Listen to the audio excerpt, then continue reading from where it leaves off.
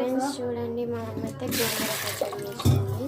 గోంగూర పప్పు కావాల్సిన ఐటమ్స్ సరే అయితే కడిగేసుకొని తర్వాతకి వెల్లిపాయలు వేసేసింది. తర్వాతకి వాటర్ పోసింది. ఆకు వేసేసింది గోంగూర ఆకు. చూడండి ఆకు అయితే మొత్తం వేసేసింది. ఇప్పుడు పచ్చిమిర్చి అయితే కడిగి వేసేస్తుంది. పచ్చిమిర్చి అయితే వేసేస్తుంది. కొంచెం ఆయిల్ అయితే వస్తుంది. అందులోనే పసుపు వాటర్ పోసి మూత పెట్టేస్తాను.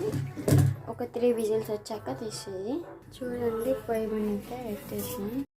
ఇప్పుడైతే మా అమ్మ పులిహోర అయితే వేసింది. మా తమ్ముడికి చూడండి బాక్స్ అయితే పెట్టింది. రాడైతే రెడీ అవుతుంది. బయటికి ఉంది. మా అమ్మ అయితే బాక్స్ అయితే పెట్టేసింది. చూడండి పప్పు అయితే తీసింది మా మమ్మీ పొయ్యి మీద నుంచి. చూడండి ఇప్పుడైతే రుద్దుతుంది. ఇదే పల్లెటూరి స్పెషల్ పప్పు, గోంగూర పప్పు. చూడండి మీకు కూడా నచ్చితే ఇలా చేసుకోవచ్చు. వెరీ సింపుల్ అండి. అచ్చాడేమో బాండి పెట్టింది దానికోసమని, తాలింపు కోసమని. తాలింపులకు వేస్తుంది అవి అయితే. చూడండి ఆయిల్ అయితే చూడండి జీలకర్ర ఆవాలు అయితే వేసేస్తుంది తాలింపుకి. చూడండి వెండి మిరపకాయలు అయితే వేసేసింది. ఇప్పుడు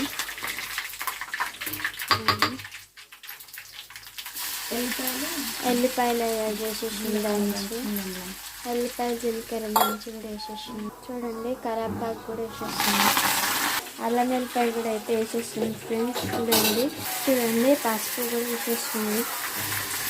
తాలింపు అయ్యాక అయితే ఇందులో వేసేసి కలిపి మళ్ళీ పొయ్యి మీద వేసేది. మసలితే అయిపోతుంది. అప్పుడే పప్పు రెడీ అవుతుంది. టేస్ట్.